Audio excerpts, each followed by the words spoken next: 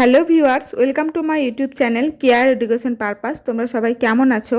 আজকে আমি তোমাদের সাথে শেয়ার করতে চলেছি ক্লাস 11 সেমিস্টার 1-এর ফিলোসফি কোয়েশ্চেন পেপার 2025। তো চলো, তোমাদের দর্শন প্রশ্নপত্র কেমন হতে পারে, কীরকম প্রশ্ন আসতে পারে সেটাই আমি তোমাদের সাথে শেয়ার করব। তো চলো ভিডিওটা শুরু করা যাক। প্রথমেই তোমাদের একটা আমি কথা বলে দিই, তোমাদের কিন্তু প্রশ্ন হবে এমসিকিউ টাইপ কোয়েশ্চেন অ্যান্সারের ওপর। তো তোমাদের এখানে 4টি অপশন থাকবে, সঠিক উত্তরটি নির্বাচন করতে হবে। তো দেখো, প্রথমে একাদশ শ্রেণী প্রথম সেমিস্টার দর্শন প্রশ্নপত্র নমুনা। প্রথম প্রশ্ন দেখো, প্রভাকর মীমাংসায় প্রমাণের সংখ্যা হলো, সঠিক উত্তর হচ্ছে 5টি। 2 নম্বর দেখো, ভাট্ট মীমাংসা মতে প্রমাণের সংখ্যা হলো, সঠিক উত্তর হচ্ছে 6টি। বেদান্ত মতে প্রমাণ হলো, সঠিক উত্তর 6টি। ভারতীয় দর্শনে যাকে জ্যেষ্ঠ প্রমাণ বলা হয় তা হলো প্রত্যক্ষ। তারপরে দেখো, জ্ঞাত সত্য থেকে অজ্ঞাত কোনো মতে উপনীত হওয়াকে বলা হয়, উত্তর হচ্ছে অনুমান। সাদৃশ্য জ্ঞানের ভিত্তিতে যে জ্ঞান উঠে আসে তা হলো, সঠিক উত্তর উপমান। আপ্তবাক্যের ভিত্তিতে যে জ্ঞান উঠে আসে তা হলো, উত্তর হচ্ছে শব্দ। আপাতবিরোধ নিরসনের জন্য যে জ্ঞান অনুমান বা কল্পনা করা হয় তা হলো আর্থপত্তি। ভারতীয় দর্শনে গুরুত্বপূর্ণ সম্প্রদায়গুলির মোট সংখ্যা হলো 9টি। ভারতীয় দর্শনে নাস্তিক সম্প্রদায়গুলির মোট সংখ্যা হলো, সঠিক উত্তর 3টি। ভারতীয় দর্শনে গুরুত্বপূর্ণ আস্তিক সম্প্রদায়গুলির মোট সংখ্যা হলো 6টি। ভারতীয় দর্শনের মূল ভিত্তিতে রয়েছে, সঠিক উত্তর হচ্ছে বেদ। যারা ঈশ্বরে বিশ্বাসী তারাই হলেন আস্তিক, এটি হলো আস্তিকতার, সঠিক উত্তর হচ্ছে সাধারণ অর্থ। তারপরে দেখো, যারা ঈশ্বরে অবিশ্বাসী তারাই হলেন নাস্তিক, এটি হলো নাস্তিকতার সাধারণ অর্থ। 15 নম্বর প্রশ্ন দেখো, বেদ এর প্রামাণ্যই বিশ্বাসী যারা তারাই হলেন আস্তিক, এটি হলো আস্তিকতার বিশেষ অর্থে। তারপরে দেখো, বেদের প্রামাণ্য অবিশ্বাসী যারা তারাই হলেন নাস্তিক, এটি হলো নাস্তিকতার বিশেষ অর্থ। তারপরে দেখো, নাস্তিক শিরোমণি যাদের বলা হয়, তো এখানে 4টি অপশান আছে, কাদের বলা হয় সেটি বলতে হবে।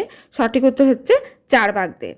চার্বাক মতে প্রদত্ত কোন বক্তব্যটি সত্য? এখানে দেখো বক্তব্য দেওয়া আছে 4টি, কোনটা সঠিক সেটা বলতে হবে।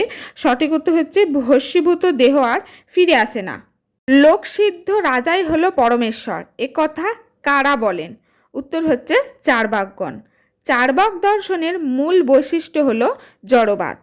চার্বাকদের সুখবাদী বলা হয় কেন? তো কী কারণে বলা হয়? সঠিক উত্তর হচ্ছে চার্বাকরা ইন্দ্রিয় সুখের কথা বলেন বলে। পরের প্রশ্ন দেখো, চার্বাক মতে মুক্তি হলো, উত্তর হচ্ছে দেহের বিন্যাস। চার্বাক দর্শনে কয়টি উপসম্প্রদায় পরিলক্ষিত হয়? উত্তর হচ্ছে 3টি। চার্বাকরা কি সুখবাদী? উত্তর হচ্ছে হ্যাঁ। সর্বশাস্ত্র প্রদীপ স্বরূপ বলা হয় যে দর্শনকে? উত্তর হচ্ছে ন্যায়। সবিকল্পক প্রত্যক্ষের আগে যে প্রত্যক্ষ হয় তা হলো, উত্তর হচ্ছে নির্বিকল্পক। পরের প্রশ্ন দেখো, নির্বিকল্পক প্রত্যক্ষকে স্বীকারের যুক্তি হলো, সঠিক উত্তর হচ্ছে সবিকল্পক প্রত্যক্ষ। ন্যায় মতে যে জ্ঞান অন্য পরোক্ষ কোনো জ্ঞানের মাধ্যমে লব্ধ নয় তাকে কোন ধরনের জ্ঞান বলা হয়? উত্তর হচ্ছে প্রত্যক্ষ। গোত্র এর প্রত্যক্ষে কোন ধরনের সন্নিকর্ষ হয়? উত্তর হচ্ছে সংযুক্ত সমবায়। 30 নম্বর প্রশ্ন দেখো, অভাব প্রত্যক্ষে কোন ধরনের সন্নিকর্ষ হয়? উত্তর হচ্ছে বিশেষ্য বিশেষণের ভাব।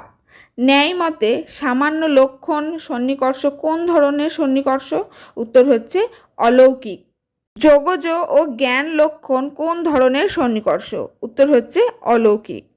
কর্ণ ইন্দ্রিয়ের সঙ্গে শব্দের সন্নিকর্ষকে কি বলা হয়? উত্তর হচ্ছে সমবায়। তারপরে দেখো, অব্যাপ্য দেশম দেশম শব্দটির অর্থ হলো, উত্তর হচ্ছে অশাব্দ। তারপরে দেখো, ন্যায় দর্শনে পট শব্দের অর্থ হলো, উত্তর হচ্ছে বস্ত্র। তারপরের প্রশ্ন দেখো, দূরের বস্তুটিকে মানুষ অথবা মুড়ো গাছ ভাবা হলো, উত্তর হচ্ছে সংশয়। সবিকল্পক জ্ঞান প্রকাশ পায়, উত্তর হচ্ছে বাক্যের দ্বারা। নির্বিকল্পক জ্ঞান প্রকাশিত হয়, তো এখানে দেখো অপশন আছে, মানে কিসের দ্বারা প্রকাশিত হয় সেটা বলতে হবে। তো এখানে সঠিক উত্তর হচ্ছে কোনো কিছুর দ্বারা নয়। মানে এখানে দেখো অপশন আছে বাক্যের দ্বারা, উপমানের দ্বারা, বচনের দ্বারা। উত্তরটি হবে কোনো কিছুর দ্বারাই নয়।